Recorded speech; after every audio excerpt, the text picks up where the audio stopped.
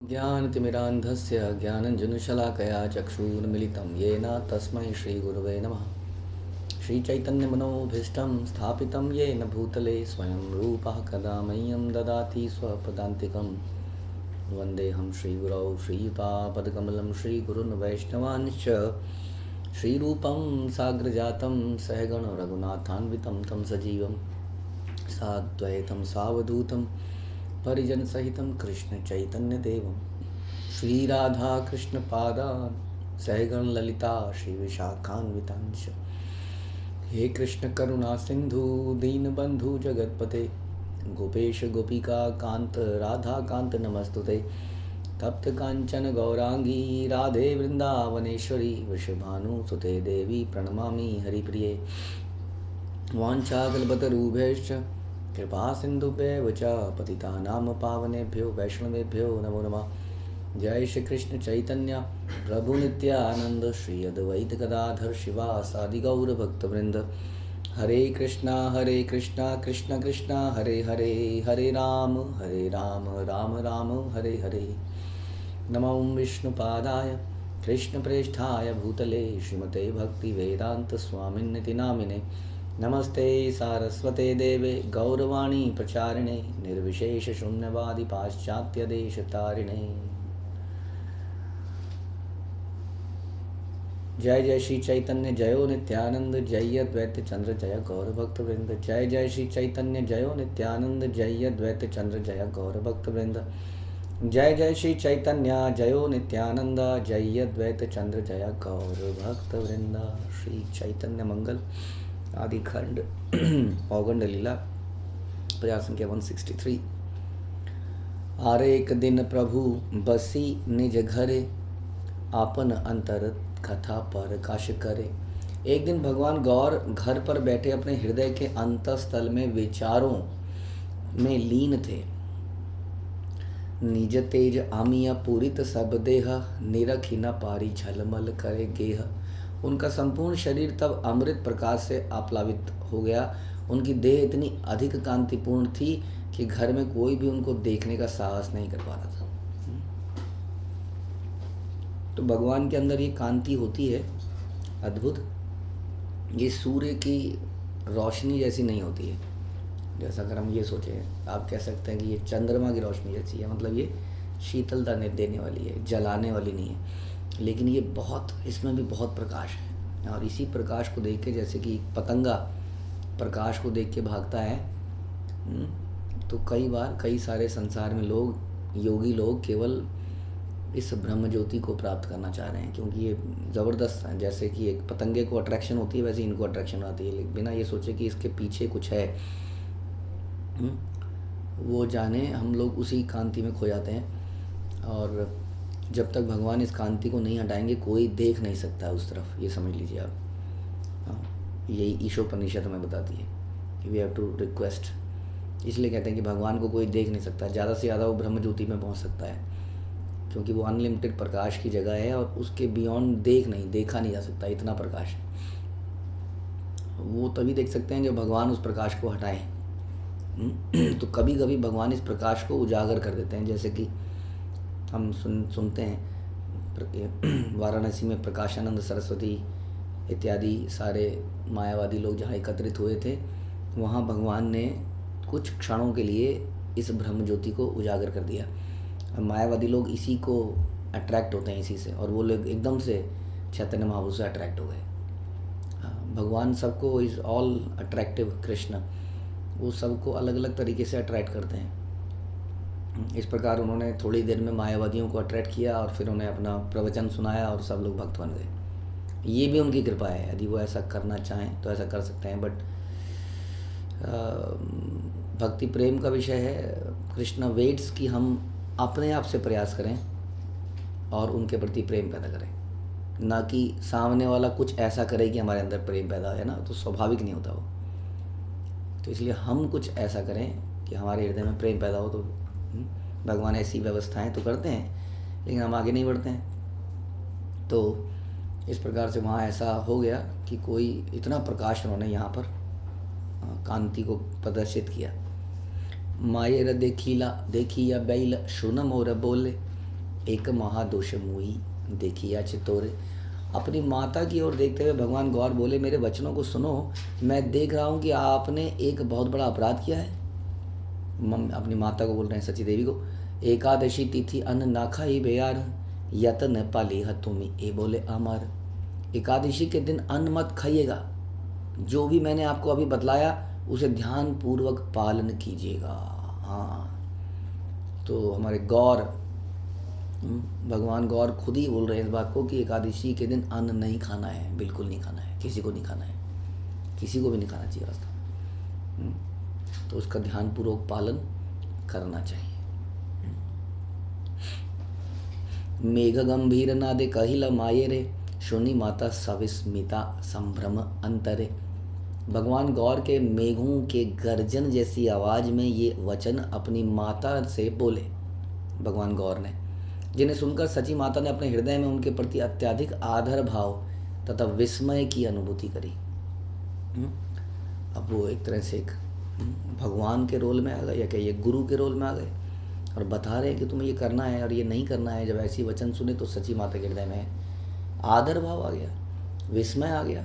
ये छोटा सा ये बालक है और ये कितनी बड़ी बात बोल रहा है, ज्ञान की बात बता रहा है। ऐसे ही ज्ञान कपिल भगवान देते हैं अपनी माता देवती को, और देवती बड़े ध्यान से सुनती है, बड़े आदर से सुनती है। अगर भागवतम पढ़ेंगे तो 3rd कैंटो। संकोच संभ्रम प्रेम भरिला शरीरे, पाली बत्तो मारा आज्ञा भले धीरे धीरे। उनकी देह आदर भाव तथा प्रेम से पूरित हो गई। उन्होंने धीमे स्वर में कहा, मैं तुम्हारे आदेशों का पालन करूंगी पुत्र। सुनिया मायेर बोला संतोष हृदया, धर्म शिखाइला ये से ही अंतर सदाया। अपनी माता के वचन सुनकर भगवान गौर प्रसन्नचित हो गए, और इस प्रकार से उदार हृदय भगवान ने धर्म का सिद्धांत सिखाया। तो चैतन्य महाप्रभु ने ये बताया, इवन चैतन्य महाप्रभु को ये कहना था कि जगन्नाथपुरी में कई लोग एकादशी नहीं मानते हैं, तो चैतन्य महाप्रभु ने कहा नहीं, वहाँ पर भी एकादशी का पालन करना चाहिए, एटलीस्ट हम लोगों को, हाँ, जो इस परंपरा में है। क्योंकि वहाँ कहते हैं कि वहाँ पे एकादशी को बांध के रखा हुआ है मंदिर में। मंदिर भी है एकादशी मंदिर, यहाँ पे उनको कहते हैं बांधा हुआ है, इसलिए आप खा सकते हैं। एकादशी तो बनी हुई है, कुछ कर नहीं पाएगी। तो जो भी विचार है, लेकिन हमारे लिए यही विचार है कि हमें इसका पालन अवश्य करना है। ऐसा चैतन्य महाप्रभु ने इस सिद्धांत को सिखाया। और जब सिद्धांत की बात आती है तो कोई छोटा बच्चा या बड़ा बच्चा नहीं रहता, क्योंकि सिद्धांत शास्त्र के आधार पर बोले जाते हैं। जो व्यक्ति भी शास्त्रों को रिपीट करता है और रिपीट करने का हिम्मत रखता है, करेज रखता है, उसको पालन करने की हिम्मत रखता है, तो वो जगत गुरु बन जाता है, चाहे वो बच्चा ही बालक ही क्यों ना हो। क्योंकि ऐसे बहुत कम लोग हैं जो शास्त्रों को एज इट इज़ बोल पाएँ, उनको अपने जीवन में उतार पाएँ। जब कोई ऐसा करता है तो वो सम्माननीय बन जाता है अपना भी। तो यहाँ पर एक छोटा सा बालक थे और शास्त्र की बात बोल रहे थे, स्वयं भगवान भी थे। तो माता ने बड़ा सबमिसिवली इसको एक्सेप्ट किया, और भगवान ने यहाँ पर सिद्धांत स्थापित किया हम लोगों के लिए। सही काले एक द्विज आसी आचंभिते, आनी दिल गुया पान अति शुद्ध चित्ते। उसी क्षण एक शुद्ध हृदय बालक अप्रत्याशित रूप से वहाँ पर आ गया। उसने भगवान गौर को 5 सुपारी भेंट करी। शुद्ध हृदय ब्राह्मण अचानक से आ गया। हासिया तखने प्रभु गुवक खाइला, क्षणिक अंतरे पुनः मायर डाकिला। भगवान गौर ने मुस्कुराते हुए उस पान सुपारी को चबाना प्रारंभ किया। अगले ही क्षण उन्होंने अपनी माता को बुलवाया। अभी जो पान सुपारी है, ध्यान रखिएगा, कई बार हमारे दिमाग में ना है कि पान सुपारी हम लोग नहीं खा सकते हैं, हम लोग भगवान को ऑफर करते हैं, हाँ, लेकिन हम नहीं खाते हैं पान सुपारी। ये अगेन वैष्णवों के लिए वर्जित है। हाँ, कुछ जगहों पर ये पान सुपारी खाते हैं लोग, हमें ऐसा देखा गया है। हाँ, लेकिन हम लोगों के लिए खास तौर पर जो इस परंपरा में एज इट इज फॉलो कर रहे हैं, उनके लिए नहीं है। मायर कहिल प्रभु आमी जाई, गेह यतन पालिह तुम्हें नीच सुत इह। भगवान गौर ने अपनी माता से कहा, मैं घर जाऊंगा, इस व्यक्ति की देखभाल कीजिएगा, अब यही आपका पुत्र है। मैं घर जाऊंगा और इस व्यक्ति की देखभाल कीजिएगा। यह बलि क्षणार्ध निश्चेष्ट हैया रही, दंड परिणाम करे लौटाइया मही। इन वचनों को बोलने के आधे पल के ही पश्चात भगवान गौर जड़ हो गए और डंडे के सदृश, हाँ, भूमि पर गिर पड़े। निशब्द रहिला पुनः सची तारा सित, गंगा जल मुखे देहि हृदय त्वरित। उन्होंने कोई आवाज़ नहीं की, एकदम से भगवान गिर गए नीचे। सची माता भयभीत हो गई, उनके दिल की धड़कन तीव्र हो गई। उन्होंने अपने पुत्र के मुख में थोड़ा सा गंगा जल डाला। क्षणिक तखन प्रभु हैला संवित, सहज रूपेर तेजे घर आलोकित। अगले ही क्षण भगवान को पुनः होश आ गया। उनकी शारीरिक कांति ने कमरे को फिर से प्रकाश से भर दिया। माये रे कहिला प्रभु आमी जाई गेह, एका था विचार करी बारे आचे के हो। भगवान गौर ने अपनी माता से कहा, मैं घर जाऊंगा। इन शब्दों को समझने की क्षमता किसमें है? मैं घर जाऊंगा, तो इसका मतलब कौन समझ सकता है इन शब्दों को? क्या इसका मतलब है कि मैं अपने घर गोलोक जाऊंगा, या मैं संन्यास ले लूँगा, या मैं क्या कैसे समझें? इस क्षमता किस में है? भगवान क्या कहना चाहते हैं, है ना? भगवान की प्लानिंग को हम में से कोई समझ नहीं पाता है कभी भी कि भगवान चाहते क्या हैं। वो कुछ चाहते हैं नहीं चाहते हैं, हमें अपना काम करते रहना, आगे बढ़ते रहना। जो जो वो चाहते हैं वो धीरे धीरे जीवन में अपने आप होता चला जाएगा। कई बार बड़ा कन्फ्यूजन हो जाती है, भगवान ये चाहते हैं या भगवान ये चाहते हैं। ऐसा लगता है कि नहीं ये हम सही रास्ते पे जा रहे हैं, फिर लगता नहीं। तो इसलिए इन शब्दों को, भगवान की प्लानिंग को समझने की क्षमता किस में है? श्री मुरारी गुप्त वेचा प्रभुर अंतरीणा, सर्व तत्व वेता से ही भगत प्रवीणा। श्री मुरारी गुप्त भगवान की गोपनीय भक्त हैं। वे समस्त आध्यात्मिक सत्यों को जानते हैं। वे अत्यंत दक्ष हैं, योग्य भक्त हैं। मुरारी गुप्त। दामोदर पंडित पूछिल तार स्थाने, एका थार तत्व मोरे कहा महाजने। दामोदर पंडित ने उनसे पूछा, मुरारी गुप्त से, हे महान आत्मा, कृपया उन शब्दों का वर्णन करके मुझे समझाइए कि इसका मतलब क्या था कि मैं अपने घर जाऊंगा। मुरारी गुप्त से दामोदर पंडित पूछ रहे हैं, कीबा माया कैला प्रभु, कीबा कौन शक्ति, इहार विचार मोरे करी देह युक्ति। भगवान द्वारा बोले गए शब्द केवल उनकी कोई चाल थी क्या, या ऐसे ही बोल दिया मतलब, या इन शब्दों के पीछे कौन सी शक्ति है? कृपया मुझे अपनी राय दें। तो मुरारी गुप्त ने कहा, मुरारी कहे शुन शुन महाशय, आमी की सकल जानी कृष्णेर आशय। सुनिए महाशय, सुनिए, भगवान श्री कृष्ण के हृदय में जो भी कुछ है उस सब के विषय में मैं कैसे जान सकता हूँ? अपनी बुद्धिमत्ता से जितना भी समझ सका उसका वर्णन करता हूँ, जो मेरी बुद्धि कहती है। I don't know, although nobody can claim I know Krishna. हाँ, वो जान कोई नहीं कह सकता है। कई लोग कहते हैं ना, यही पाखंडी आए थे, हमारी भगवान से अभी बात हुई है, हाँ ये सब होने वाला है तुम्हारे घर में, इतना चढ़ावा चढ़ाओ, इतना ये योगदान करो, इतना ये यज्ञ कराओ तो तुम्हारी मुसीबतें टूट जाएंगी। अभी हम ध्यान लगा के भगवान से बात करते हैं। कहते हैं भगवान के विचारों को, भगवान को समझने की शक्ति किसी के अंदर नहीं है वास्तव में। लेकिन फिर भी एक भक्त अपने भाव से, समझ से कुछ बोलना चाह रहा है, क्योंकि भक्तों का भाव भगवान के भाव से ही मैच करता है, क्योंकि वो भगवान के भजन में रहते हैं। इसलिए वो कुछ बताते हैं तो उसको ऐसा ही मान सकते हैं हम कि वो भगवान का इच्छा इसी में है। ये किछु कही ये निज बुद्धि अनुमाने, युक्ति सिद्धि हया यदि राखी है पराणे। अपनी बुद्धि के अनुसार मैं जो कुछ भी बोलूं, यदि तुम्हें उचित लगेगा तो स्वीकार कर लेना। श्रवण दर्शन ध्यान आर संकीर्तन, हृदय प्रवेश प्रभु निज भक्त जाने।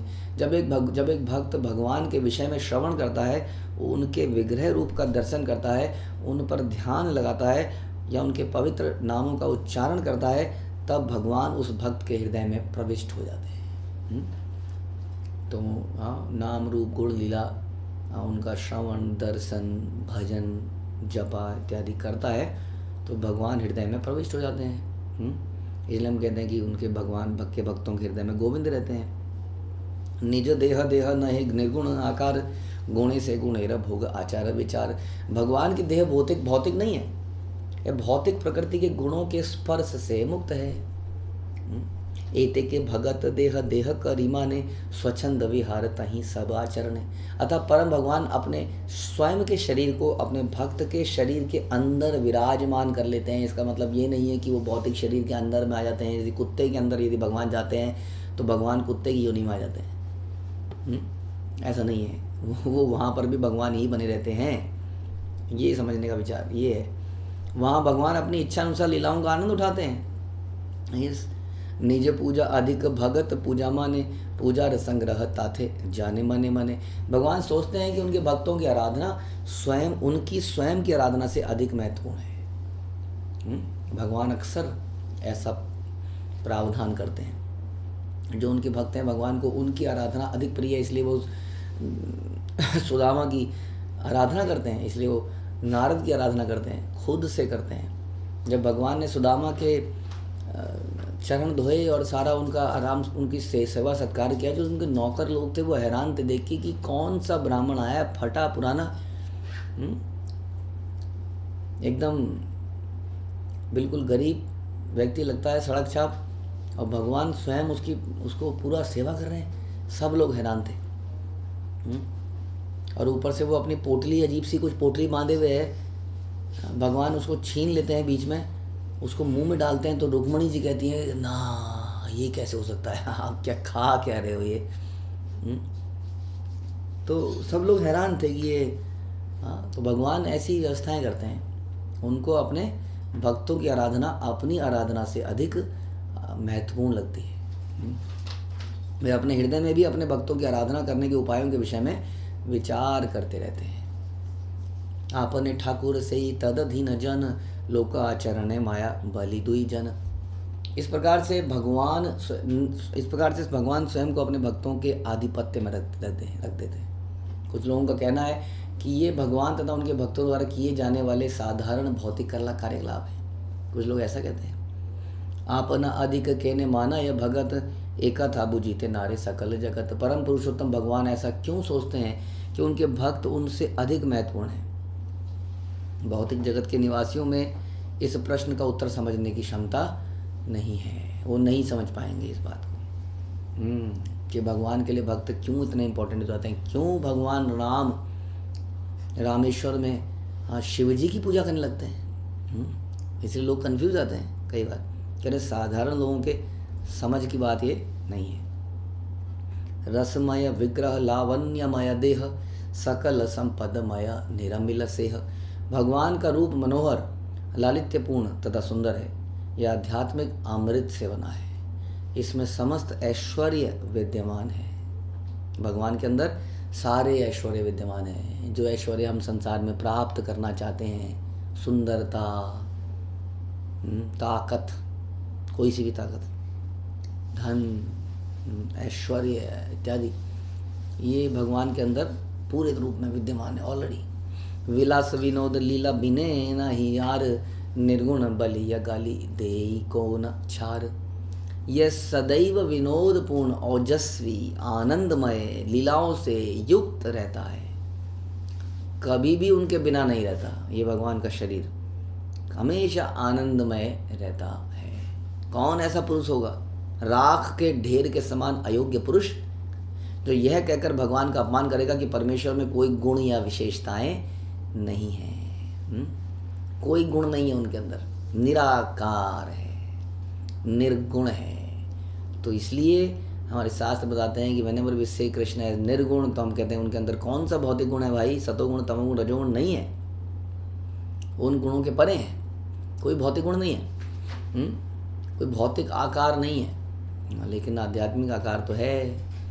इतने ओजस्वी, विनोदपूर्ण, आनंदमय लीलाओं करने वाले ऐश्वर्य युक्त भगवान को कौन राख के ढेर के समान अयोग्य व्यक्ति कहता है कि उनमें कोई विशेषता नहीं है, वो निर्विशेष है। माया रे कारण आप नहा या बेकत भक्त देह विलास कर रहे अविरत। ऐसे व्यक्ति माया द्वारा रोक दिए जाने के कारण भगवान को प्राप्त नहीं कर पाते। माया उपरत स्वभाव आसुरी भाव आश्रिता, राइट। उनका ज्ञान माया द्वारा ढक लिया जाता है, ऐसा गीता में बोला गया कि भगवान तमाम दुष्कृताम मूढ़ा, उसमें भी भगवान बोलते हैं मुझे शरणागति कौन नहीं करता है, मूढ़ व्यक्ति, दुष्ट व्यक्ति, नरों में अधम व्यक्ति। और फिर भगवान बोलते हैं कि मुझे जानना आसान नहीं है, क्योंकि भगवान की माया किसी की भी बुद्धि को ढक देती है। जैसे हम सुनते हैं कि जब भगवान शांति प्रस्ताव लेने गए तो कुछ बीच बीच में कुछ ऐसी घटनाएं हुई थी। भगवान को इनवाइट किया गया कौरवों की तरफ से, शायद उन्होंने ये सोचा कि when they will invite Krishna, है ना, आपने सुना ना दुर्योधन का 56 भोग ठुकराया विदुर का। तो कथा इस प्रकार से थी कि दुर्योधन एंड कंपनी को लगा कि यदि हम भगवान को या जो भी है कृष्ण को कहिए, उनके लिए तो कृष्ण थे और बड़े ही ताकतवर व्यक्ति कृष्ण, उनको बुलाएंगे, कुछ 56 भोग खिला देंगे तो हम उनको अपने फेवर में कर लेंगे, उनकी शक्तियाँ ले लेंगे। तब भगवान ने उनका उस, हाँ, भगवान को कैसे आप इन चीज़ों से अट्रैक्ट ही नहीं कर सकते। हाँ हाँ, यही हम, हमें लग रहा है कि हम यदि धनवान हैं, कई सेठों को लगता है कि हम भगवान का सुंदर कुछ या कुछ ऐसा ओपुलेंट कुछ देंगे तो हमारा धन धान्य बढ़ेगा। भगवान को भक्ति से जीता जा सकता है, भक्त्या माम भी जाना थी। तो भगवान ने दुर्योधन के उस अट्रैक्टिव प्रपोजल को ठुकरा दिया और दुर्योधन के यहाँ पर चले गए। साग वाग बना था शायद, लेकिन सुनते हैं साग वाग तो क्या खाया, वो केले के छिलके खिला दिए। और तो बताइए क्या हो, इससे बुरा क्या हो सकता है कि आपको घर में बुलाया जाए, आपको केले के छिलके खिला दिए जाए और भगवान बड़ी प्रसन्नता से उसको खा गए। तो एनीवे उस बाद में हम ये भी सुनते हैं कि Kaurava and company, Duryodhana and company को लगा कि ये तो गलत हो गया हमारे साथ, पकड़ लो इसको बहरूपियों को। तो भगवान ने जब अपनी ऑपुलेंस को दिखाया, एकदम से वहाँ पर ये कुछ हो गया। वो देवी देवता फूल डालने लगे, वो शंकर चक्र गदा पद्म, और चारों तरफ से माहौल ही बदल गया। कहते हैं कि भगवान ने इस समय पर भी अपना विश्व रूप दिखा दिया, सभी लोग प्रणाम करने लगे चारों तरफ। हाँ, सब लोगों ने झुक के प्रणाम कर लिया। लेकिन ये सब देखने के बाद भगवान बैठ गए आराम से, और दुर्योधन कहते हैं कि कर्ण को क्या बोलता है, क्या क्या जादूगरी दिखा रहा था ये, हाँ क्या जादूगरी थी ये। मतलब ये इसलिए माया उपहृत ज्ञान आसुरीम भावम आश्रितः, इसी को कहते हैं एग्जैक्टली। कि इतनी लीलाएं, इतनी सब कुछ सुनने के बाद भी जो आसुरी व्यक्ति है वो भगवान को पहचान नहीं सकता है, क्योंकि भगवान चाहते ही नहीं है कि मुझे पहचाने। ये दुष्ट व्यक्ति क्यों आए यहाँ पर, है ना। उसके मन में डाउट क्रिएट करके रखो। हाँ, संशय आत्मा विनश्यति, अपने आप मरेगा। इसी तरह से हम इस प्रोसेस में जब चलते हैं तो कई भक्तों के अंदर संशय ही बना रहता है, डाउट ही बना रहता है, और धीरे धीरे वो खिसक लेते हैं। संशय आत्मा विनश्यति, तो ये है माया उपहृत ज्ञान। उनके ज्ञान को ना ढक लेती है माया। क्यों? They try to be very intelligent, they try to be very clever, बुद्धिमान। भगवान से बड़ा बुद्धिमान कौन है? इसलिए यहाँ पर बुद्धिमानों की आवश्यकता नहीं है वास्तव में। बुद्धि इज कमिंग फ्रॉम कृष्णा। यदि हम भगवान का प्रीति पूर्वक हम भजन करें तो भगवान बुद्धि प्रदान कर देते हैं। इसलिए हमें बुद्धिमानों की आवश्यकता ही नहीं है कि all intelligent person is with us, तो वाई वी नीड इंटेलिजेंस। बुद्धिमान व्यक्ति हमेशा अपनी कैलकुलेशन करता रहता है, वो नहीं समझ पाता वास्तव में भगवान को। वो ऐसा व्यक्ति माया द्वारा रोक दिए जाने के कारण भगवान को प्राप्त नहीं कर पाते। बुद्धि भी भगवान ने दी, बताइए। जरा सा मगज है आधे किलो का, क्या वो बुद्धि भगवान को समझेगा? बताइए, समझ नहीं सकता है भगवान को। वो अपने घर वालों को ही नहीं समझ पाता कई बार कई सारे रहस्य, अच्छा ऐसा था क्या, हमें जीवन में बाद में पता चलते हैं। क्या हम जानते हैं किसी भी व्यक्ति को? हम कितना ही जानते हैं। हम लोगों को ही नहीं जान पाते, अपने आसपास वालों को, भगवान को क्या जानेंगे। तो इसलिए बता रहे हैं कि माया द्वारा। इसलिए क्या तरीका है फिर भगवान की शरणागति? ये बोलना कि आई एम फूल नंबर 1, शरणागति करना। जो ज़्यादा इंटेलिजेंट बनता है, आप देखेंगे कई लोग बहुत इंटेलिजेंट बनते हैं, कोई भी डिसीजन होगा तो उसमें अपने कैलकुलेशन चालू रखते हैं। और इंटेलिजेंट व्यक्ति ही मरता है, एक बात को बांध लीजिए आप। फिर भी भगवान सदैव अपने भक्तों के शरीर में लीलाओं का आनंद उठाते हैं। भक्तेर भोजन निद्रा शयन विलास ताहा तेई कृष्ण सुख हाइते प्रकाश। जब भक्त खाता है, सोता है, विश्राम करता है, खेलता है, तो भगवान की श्री कृष्ण प्रसन्नता का अनुभव करते हैं। भक्त के खाने से, सोने से, विश्राम करने से, खेलने से भगवान को प्रसन्नता होती है, क्योंकि इस भक्त ने जीवन का उद्देश्य केवल कृष्ण को प्रसन्न करना बना लिया है। अब कृष्ण बड़े चिंतित हैं, वो अपने लिए कुछ नहीं करता है, वो सारी चीज़ें भगवान की प्रसन्नता के लिए करता है। इस प्रकार उसके खेल भी कृष्णमय होते हैं। वो सोता भी उतना है जितना कि मिनिमम शरीर के लिए आवश्यकता है। इसलिए भगवान बड़े चिंतित रहते हैं, कब खाएगा, कब सोएगा। जैसे सोता है, सो गया, मेरा वक्त सो गया, यानी तो सोएगा भी नहीं, हाँ खा रहा है। भगवान बड़े प्रसन्न है। जैसे माँ प्रसन्न होती है, बच्चा खा रहा है। हाँ, अब खेल रहा है बच्चा, प्रसन्नता माँ को हो रही है कि हेल्दी है, हाँ ठीक है, सब ठीक है कि नहीं? क्योंकि बच्चा माँ पे डिपेंडेंट है, इसलिए माँ को उसकी बड़ी चिंता हो जाती है। क्योंकि वो खुद से कुछ नहीं करेगा अपने लिए, उसको पता ही नहीं है करना क्या है। अगर बच्चे की बात करें तो हाँ, कहते हैं ना माँ को चिंता होती खा नहीं रहा, हम कहते हैं अरे खाएगा क्यों नहीं, ऐसा कोई जी है जो खाए ना, और वास्तव में बच्चा खाता ही नहीं है। क्योंकि उसको अपनी चिंता नहीं है। भक्त ये तो हो गया बालक, तो ये अबोध अवस्था में करता है, भक्त ये बोध अवस्था में करता है, जान के समझ कर भी वो भगवान की सेवाओं में लगा रहता है। इसलिए भगवान को बड़ी प्रसन्नता होती है जब वो खाता है, जब वो सोता है, जब वो विश्राम करता है। लेकिन जब हम हमेशा ही विश्राम करें, हमेशा ही खा रहे हों, तो भगवान को चिंता करने की जरूरत नहीं है ना। भक्त जन आर्य जन आचरण एक, देहर स्वभाव एक, देख परत देखे परत एक। भगवान श्री कृष्ण भक्तों तथा अभक्तों दोनों के लिए समभाव हैं। फिर भी केवल भक्त ही भगवान कृष्ण को अपने शरीर के अंदर देख पाते हैं, है ना। तो हम अक्सर इसको चर्चा करते हैं, समभाव तो है ही, सभी को हवा पानी खाना दे रहे हैं, लेकिन भक्तों के साथ परस्पर आदान प्रदान करते हैं लीलाओं का। पर देखी है मानुष गया ने, कोथा कृष्ण मानुष ये देखी नया ने। यदि किसी तरह अभक्त भगवान कृष्ण को देखते भी हैं तो वे सोचते हैं कि ये तो साधारण मनुष्य, जैसे मैंने बोला अभी दुर्योधन का एग्जाम्पल है, क्या नाटक कर रहा है मायावी कहीं का, कर्ण आओ पकड़ के मारे इसको। तो कहते हैं कृष्ण कौन है, ये तो कोई राजकुमार है।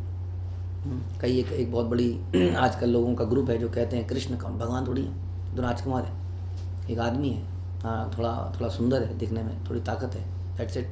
वह कोई साधारण मनुष्य तो है, आखिरकार मैं उन्हें अपनी आंखों से देख सकता हूँ, देखिए सामने दिख रहा है। देख नहीं सकते हैं वास्तव में, वो देखने के लिए भी भगवान गीता में अर्जुन को बोलते हैं मैं तुम्हें दिव्य चक्षु प्रदान करता हूँ। तो भगवान आप कहेंगे फिर पहले तो भगवान दिख ही रहे थे, तो उस देखने में भी भगवान की कृपा है। सही सोचिए कितनी हजारों करोड़ों योनियों में कितने लोग भगवान को वास्तव में देख पाए, गौर हरि के रूप में, कृष्ण के रूप में, जो उस वक्त उपस्थित थे। उनको स्पेशल एंटाइटलमेंट मिली, समझ लीजिए कि वो उस वक्त जन्म लें, भगवान के आसपास आ जाएं जिस पर वो अपनी लीलाएं कर रहे थे। और उसके ऊपर भी कई लोग देख कर भी नहीं देख पाए, नहीं समझ पाए। तो ये सौभाग्य की बात है, भगवान को देख पाना या उनकी लीलाओं का श्रवण करना या उनके जप करना। अभी देख लीजिए ये कलयुग का धर्म है, हरिनाम संकीर्तन, साफ साफ शास्त्र बता रहे हैं, लेकिन कितने लोग कर रहे हैं इसको। अब पूरी की पूरी संसार की जनसंख्या में 0.01% भी नहीं निकलेंगे। सोचिए कितने लोग कर रहे हैं, जबकि ये युग धर्म है और चारों तरफ ये फैला हुआ है। किसी भी जगह जाए, हम तो हैरान हो गए थे, मतलब आप दुनिया में किसी कोने में चले जाओ, वहाँ पर भी दिख जाता है भक्त आज की डेट में, इतना फैल चुका है। लेकिन फिर भी कितने लोग कर रहे हैं, इसलिए ये सौभाग्य है, ये आपके सामने आ जाएगा और हम इसको खा नहीं पाएंगे। कृष्ण सर्वेश्वरेश्वर निर्गुण ब्रह्म, मानुष शरीर कार्य प्राकृतेर कर्म, इहा बलि नाही मानी अधम से जन, भक्त देह प्रभु देह जानय उत्तम। सच तो यह है कि भगवान श्री कृष्ण समस्त स्वामियों के स्वामी हैं, परम पुरुषोत्तम भगवान है। वे भौतिक प्रकृति के गुणों से अप्रभावित परम ब्रह्म हैं। वे व्यक्ति जो कहते हैं भगवान कृष्ण ने एक भौतिक शरीर धारण किया हुआ है, ये वो एक साधारण मनुष्य है। ऐसा मनुष्य जो सामान्य भौतिक कार्य करता है वे नीच है,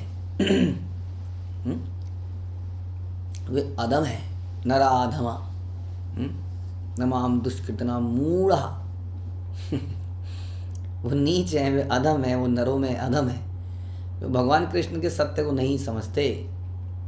वास्तव में तो भगवान श्री कृष्ण अपने भक्तों के शरीर के अंदर अपने स्वयं के शरीर को प्रकट करते हैं। वे भक्त के शरीर को अपने से उत्तम मानते हैं। बताइए, यही अनुमान कथा मोर मन लया, आपने बुझिया चित्ते कर ये युजाया। यदि मेरे हृदय की समझ है, यही मेरे हृदय की समझ है, मुरारी गुप्त ने कहा, कृपया निष्कपट भाव से इसे समझने का प्रयास करें और प्रसन्न हो जाएं। सदा कृष्ण माया तनु वैष्णव जानिए, श्रीवेद पुराण भागवत तेत सुनिए। तो जो डिवोटी आया, जो शुद्ध हृदय का ब्राह्मण आया, उसने भगवान को पान सुपारी दिया, तो भगवान ने कहा मैं तो अपने घर चला, और भगवान वहाँ गिर गए। एक तरह से भगवान समझ लीजिए उसके हृदय में चले गए।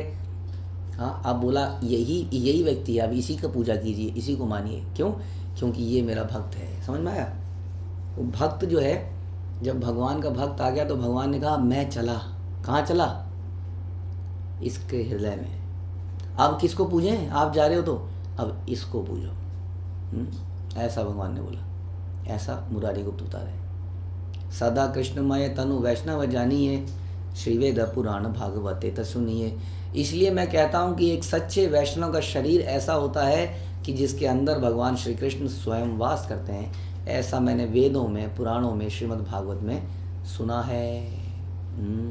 अब देखिए कितनी विचित्र बात है ये। यही बड़ा गहन रहस्य है शास्त्रों का जो हमें समझ नहीं आता है। It is very important. हम लोग अपने जीवन में, क्योंकि हमें ऐसा लगता है कि भगवान चमत्कारी हैं, शक्तिशाली हैं, हम दुर्योधन की तरह भगवान को पूजना चाहते हैं क्योंकि हम भगवान की शक्ति को प्राप्त करना चाहते हैं। लेकिन भगवान हमारे सामने ही अपने वैष्णव के रूप में होते हैं, लेकिन हम कहते हैं कि ये कोई साधारण मनुष्य है। इस तरह भी हम समझ सकते हैं कि हम उन वैष्णव को साधारण मनुष्य समझ लेते हैं, जबकि भगवान उनके अंदर वास करते हैं, क्योंकि उनके अंदर हमें चमत्कारी शक्ति नहीं दिखती है। उस चमत्कारी शक्ति के चक्कर में ही तो हम भगवान की पूजा करते हैं। वही तो मेरे बच्चे को स्वास्थ्य देंगे, ऑपरेशन हो रहा है, ये क्या करेगा? वही करेगा अब तो, नीली छतरी वाला। तो ये क्या कर लेंगे? ये मुझे इस संकटों से कैसे निकालेंगे? ये चमत्कार तो भगवान ही करते हैं ना, ये बात तो है ही। शक्तिशाली तो वही है, परम भगवान तो वही है, इसमें कोई डाउट नहीं है।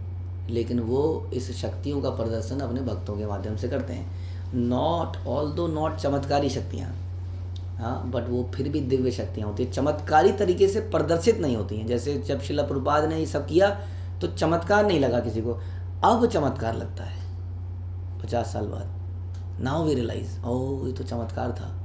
क्योंकि वो घटित इस तरीके से होता है कि वो स्वाभाविक सा लगता है कि कोई व्यक्ति स्ट्रगल कर रहा है, अरे हार्ट अटैक आ रहा है, वो मेहनत कर रहा है, अच्छा मेहनत करके प्राप्त किया। लेकिन बाद में सोचते हैं ना ना ना, ये पॉसिबल था ही नहीं भैया, मेहनत से ऐसा कैसे हो सकता है, ये इम्पॉसिबल ही था जो हो गया।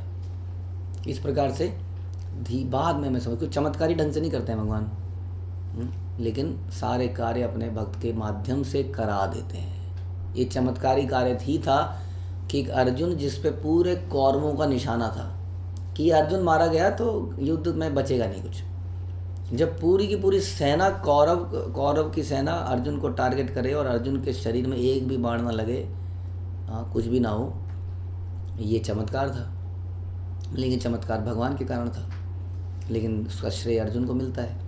इस प्रकार से भगवान कार्य कराते हैं। उस वक्त तो लगता है कि भक्त लोग स्ट्रगल में हैं, लेकिन भक्तों को हमें समझना चाहिए कि भक्तों के हृदय में भगवान वास करते हैं और उनकी उस प्रकार से सम्मानना, उनके प्रति प्रेम, सद्भावना, शरणागति पैदा करनी पड़ेगी। भगवान के प्रति शरणागति तो हम कई बार चर्चा करते हैं, उससे हमारा अहंकार समाप्त नहीं होता। जब भक्तों के प्रति शरणागति करते हैं ये सोचते हुए कि इनके हृदय में भगवान है, तो हमारा अहंकार भी समाप्त होता है, हमें वो शुद्ध भाव प्राप्त होता है। और भगवान इसको बहुत लाइक करते हैं, क्योंकि भगवान के लिए उनके भक्त का पूजा जाना ज़्यादा इम्पोर्टेंट है। इसलिए whenever we follow a devotees, when we surrender to devotees, हम कृष्ण प्रसन्न हो जाते हैं। हरे कृष्णा। श्रील प्रभुपाद की जय, श्री चैतन्य मंगल की जय, श्री लोचन दास ठाकुर की जय।